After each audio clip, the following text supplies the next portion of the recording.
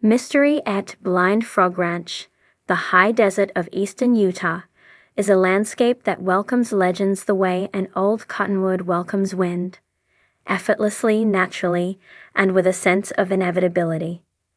The red rocks roll into secret canyons, the ground hums with hidden water, and the air itself seems to carry stories left behind by miners, wanderers, and ancient civilizations whose presence remains mostly in whispers. Among these stories sits one name that visitors can't resist circling back to: Blind Frog Ranch. The title alone begs questions, conjuring images of sightless amphibians navigating underground streams beneath the basin. Was it a joke? A warning? A scientific curiosity? The truth, as with much surrounding the ranch, is tangled in history, geology, and mystery.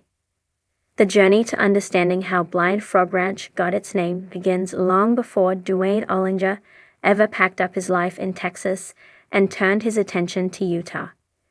It reaches back through sediment layers, hybrid tales, and the peculiar discoveries that would shake the identity of one of reality television's most intriguing locations. A land molded by water and time, the Uinta Basin, home to the ranch, is not an easy place. Wind scores the ground with relentless precision.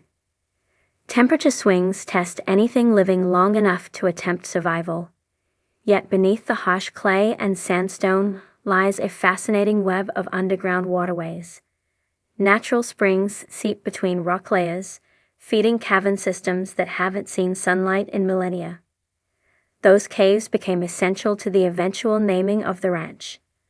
Long before the area was parceled and privately owned, explorers, ranch hands, and surveyors documented strange signs near natural sinkholes and creek beds. Tracks, small enough to belong to amphibians, appeared around certain water sources, even though frogs were rarely seen on the surface. And when they were seen, something about them appeared off. Local Ute tribes spoke of cave creatures, small, pale things that navigated subterranean channels with ease. Although these stories leaned toward the spiritual rather than biological, they mentioned animals that never saw sunlight. When white settlers arrived in the basin, some early homesteaders began reporting frogs unlike any they had encountered before. These were bleached in color, sluggish in daylight, and seemed disoriented when brought above ground. Eventually, as time pushed the region forward, the stories became a blend of local lore and geological theory. But the core remained. Somewhere beneath the soil, amphibians lived in darkness. The first recorded discovery, the earliest written reference that hints at the future ranch's name, came from an expedition journal dated in the late 1800s.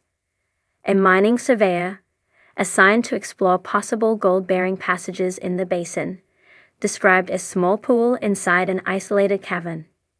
In it were frogs so pale they appeared ghost-like. The surveyor noted that their eyes were unusually clouded, as if adapted to darkness rather than daylight. No one at the time considered documenting them further.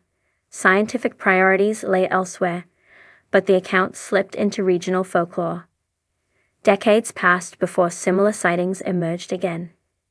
Cavers exploring narrow fissures around the basin spoke of amphibians moving sluggishly in shallow pools under rock ceilings. While not blind in the absolute biological sense, their eyes seemed nearly useless. Their presence hinted that water pathways deep underground supported more life than anyone realized. These reports eventually led to a nickname among a small group of locals: the Blind Frogs of the Basin. No one knew exactly where they congregated, and sightings were scattered enough to remain unproven. But the idea lived on, quietly biding its time in local storytelling. A ranch with a hidden reputation. When the land that would become Blind Frog Ranch fell under private ownership, its peculiarities began attracting attention once more. Hidden caverns, unexplained sinkholes, running water that shouldn't have been there. Cattle ranchers who worked the ground in mid-20th century Utah sometimes returned from the fields with their own observations. A few claimed that after heavy rainfalls, the ground near washouts teemed with small, pale frogs that vanished as quickly as they appeared. To outsiders, the stories sounded improbable. But the basin has long been a place where the improbable thrives. The ranch itself went through several owners before gaining the attention of hobby geologists and treasure seekers. Whispers of Spanish gold, buried artifacts, and natural anomalies hovered around the property for decades. And with each new discovery, each odd rock formation, unusual fossil, or unexpected cavern, came renewed talk of the underground creatures that supposedly inhabited the depths. By the time the Ollinger family stepped into the picture, the land already carried a reputation for being unusual. The terrain held secrets. The water beneath the ranch didn't behave like typical groundwater. Caverns seemed to shift or reveal themselves on their own terms. The location felt like a frontier in miniature, resisting full comprehension. Discovery in a man-made panther story that ultimately solidified the ranch's name, centered on a small, artificial pond dug during one of the early phases of property development long before cameras arrived. The goal was simple: create a water source to help manage livestock. Crews carved out the pond, lined it, and waited for it to fill naturally from an underground seep that ran beneath the property. As the water level rose, something unexpected happened. Tiny shapes began to move near the edges of the new pond. At first, workers assumed they were common frogs attracted by moisture. But as the animals came into view, the oddities became clear. Their skin was pale, almost translucent. Their movements were slow and tentative, as though the brightness of the open world overwhelmed them. Most striking of all were their eyes, which appeared cloudy and underdeveloped. The frogs seemed to avoid direct light, seeking out shaded spots as if sunlight was unfamiliar.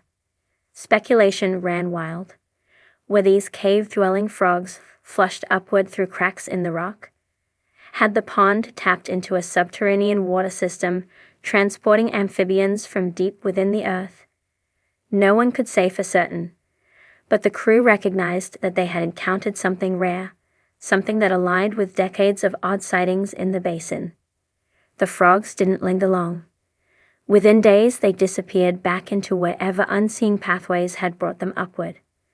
The pond remained still, but the memory imprinted itself on the minds of everyone who had been there. The land, it seemed, had offered up a glimpse of its hidden ecosystem before withdrawing it again.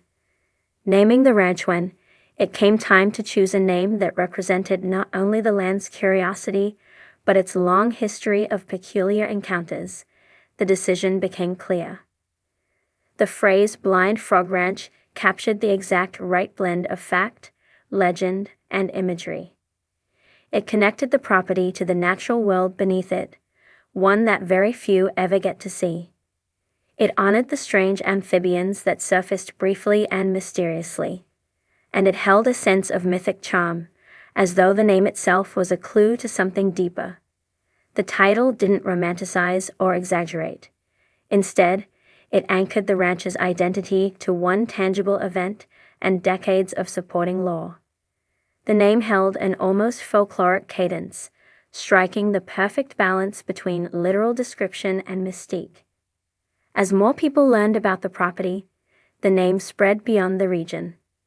The combination of evocative imagery and geological intrigue made it the perfect moniker for a location already steeped in treasure stories and underground speculation. Once cameras and television producers arrived, the uniqueness of the name made it unavoidable, a natural brand for a place already known for unexpected discoveries. Scientific possibilities behind the legend, despite the name settling firmly into the ranch's identity, scientific curiosity never fully disappeared. Biologists who studied cave-adapted species in other parts of the world noted that such creatures often develop reduced pigmentation and diminished eyesight due to generations spent in darkness.